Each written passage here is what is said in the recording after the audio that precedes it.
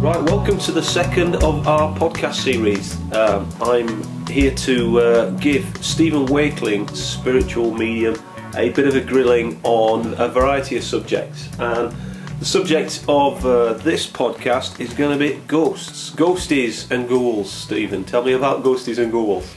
Well, I think a lot is made about nothing, personally, but there are people who are very interested in the paranormal, in ghosts, hauntings, spooks, phantoms, whatever you call it, and that is their right to pursue that.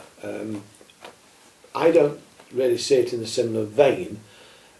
It's almost as if, well, let me put it this way, 99.99999 repetitive of people who leave this life at the point of physical death, take a very, very small step and enter into the world of eternal light. Now that's how I see it, and some of the great religions of the East and others see that you go to this world, which you can call heaven or whatever you want to call it, spirit world. I could prefer to call it the world of light. And they take that step.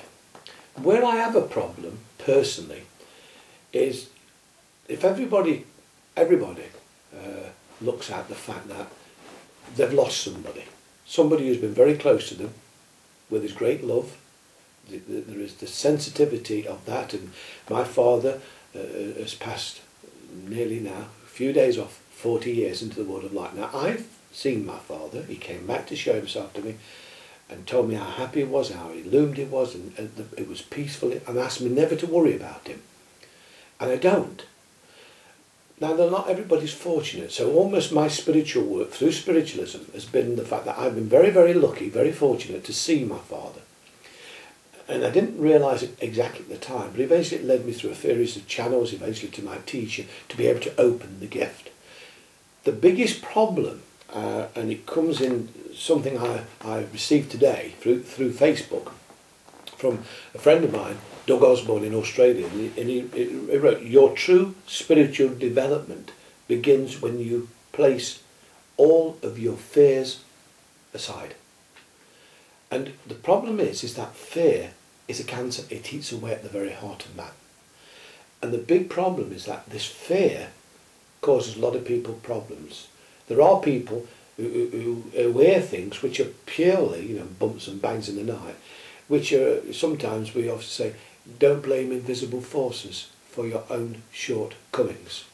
And we do blame things which they're not. So we should always look for a natural thing.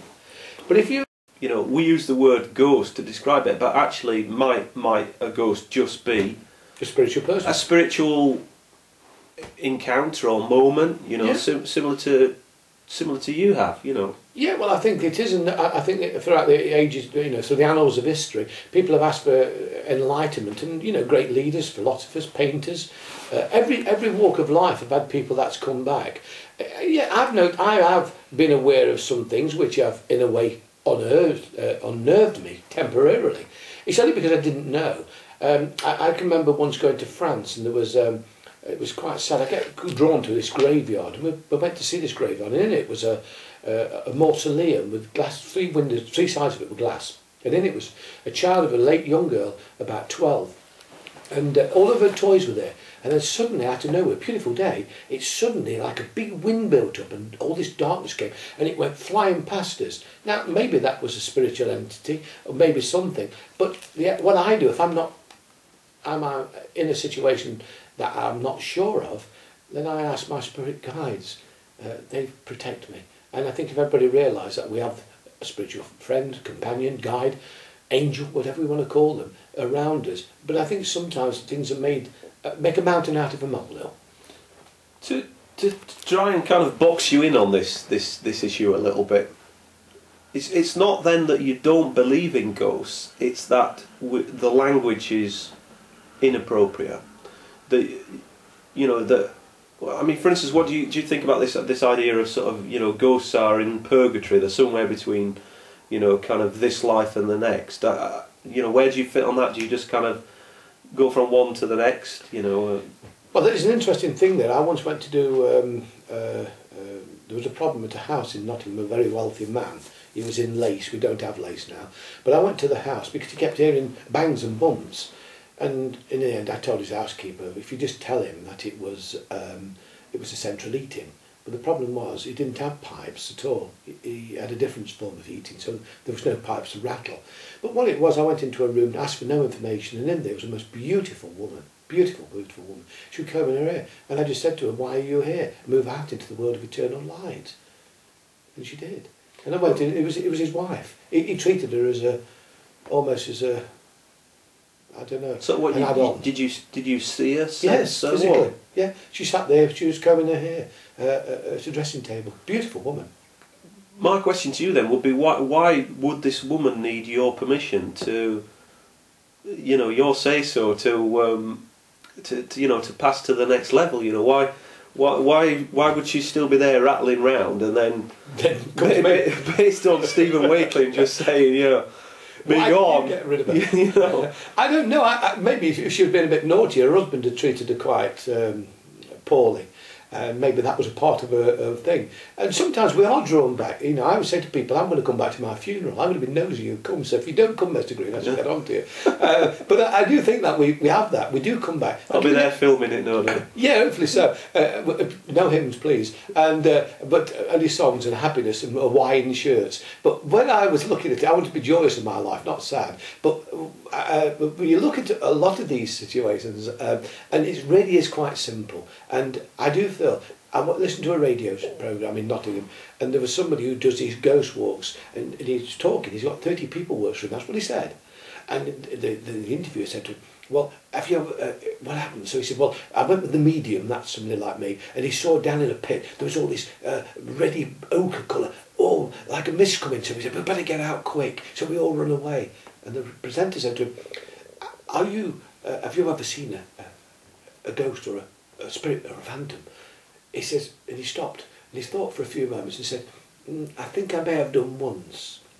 And then he said to me, are you frightened of anything? And I said in my own mind, most certainly not the spirit world, more like the tax man. Yeah. So there's been great stories in history where people have come back and helped people.